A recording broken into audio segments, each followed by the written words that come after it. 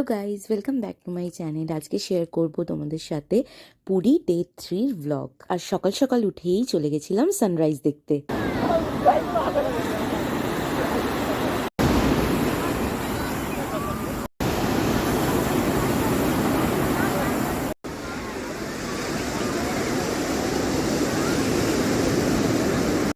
আর সকাল সকাল না এরকম সমুদ্রের ধারে যেতে খুব ভালো লাগে। এই সমুদ্রের আওয়াজ, সানরাইজ দেখা, আশেপাশে কত লোকজন, সবাই সবার মতন আনন্দ করে, তো বেশ ভালো লাগে। আর পুরীতে এমনিও আমরা খুব একটা এদিক ওদিক যাই না মন্দিরে যাওয়া ছাড়া, তো বেশিরভাগ টাইমটাই আমাদের সমুদ্রের ধারেই কাটে।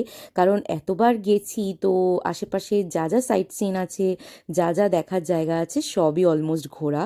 তো সেই জন্য আমরা রিল্যাক্স মোডে থাকি। তো সকালবেলা উঠে এই রিল্যাক্স মোডটা একদম বুস্ট হয়ে যায়। তো আমরা এই দিন সকালবেলা অনেকটা টাইম সমুদ্রের ধারে ছিলাম। মা বাবা একটা জায়গায় বেঞ্চ মতন ছিল, তো সেখানে বসেছিল। আর আমি আর ভাই ঘুরে ঘুরে অনেকটা টাইম কাটিয়েছিলাম।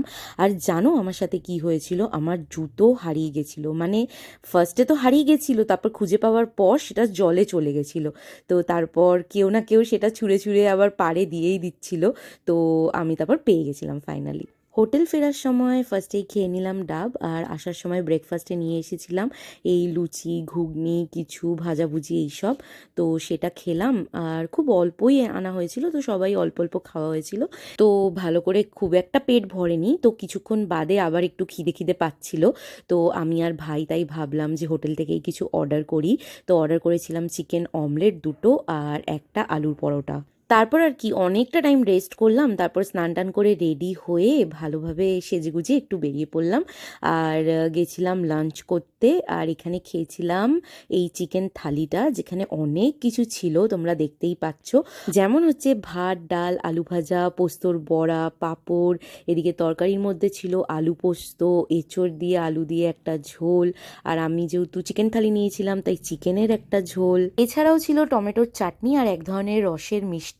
ওদিকে ভাই খেয়েছিল মাটন থালি, বাবা খেয়েছিল ফিশ থালি, আর মা খেয়েছিল এগ থালি। চারজনই 4 রকমের জিনিস আমরা খেয়েছি। তারপর এখান থেকে খেয়ে বেরিয়েই আমরা একটা টোটো ধরে চলে এলাম মন্দিরে। আর মন্দিরে এসেছিলাম এদিন বিকেলবেলা ধ্বজা তোলার যে সেরিমনিটা হয় সেটা দেখতে। আর এখানে এসে আমরা খুব সুন্দর বানানো রয়েছে জায়গাগুলো, মানে রোদে যাতে সবাই বসতেও পারে। তো আমরা এরকম একটা জায়গায় বসেছিলাম। তারপর আমরা বসে বসে বেশ খানিকক্ষণ গল্প টল্প করলাম। অ্যান্ড তারপরে ফাইনালি এই টাইমটা এলো যখন এই সুন্দর মুহূর্তটা আমরা দেখলাম, আর তোমাদের সবার জন্য ক্যামেরা বন্দিও করতে পারলাম। তো তারপরে হয়ে যাওয়ার পর আমরা আবার কিছুক্ষণ বসে কথা টথা বলছিলাম, গল্প করছিলাম। অ্যান্ড এই যে এই হনুমানটাকেও দেখলাম, তো ওখানে বেশ মজাসে ঘুরে ঘুরে বেড়াচ্ছে। আর তারপর ফেরার পথে আমরা কিছু ভিডিও, ফটো এইসব নিয়ে নিলাম ফর মেমোরিজ। অ্যান্ড দেন যোগুদাদাকে টাটা দিয়ে খুব তাড়াতাড়ি আবার আসবো এটা প্রমিস করে চলে এলাম স্বর্গদ্বারে। আর এখানে এসেই ফার্স্টেই গেলাম সি বিচে, কারণ আজকেই লাস্ট থাকা আমাদের। কালকে আমরা চলে যাবো একদম ভোর ভোর।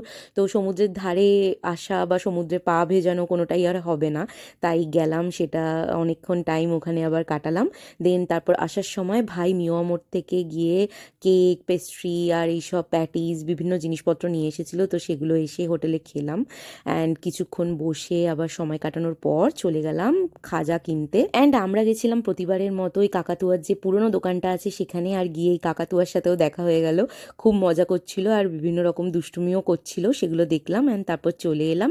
আর সমুদ্রের পাড়ে যে ছোট ছোট দোকানগুলো আছে আর এমনি মার্কেটেও, তো ওখান থেকে আমরা কিছু কিছু জিনিস কিনলাম আমি আর ভাই, কিছু গিফটের জন্য, কিছু নিজেদের জন্য। আর মেনলি এই জগন্নাথ, বলরাম, সুভদ্রার যে ছোট্ট ছোট্ট মূর্তিগুলো পাওয়া যায়, তো সেগুলো কিনতেই গেছিলাম। অ্যান্ড তারপর চলে এলাম হোটেলে।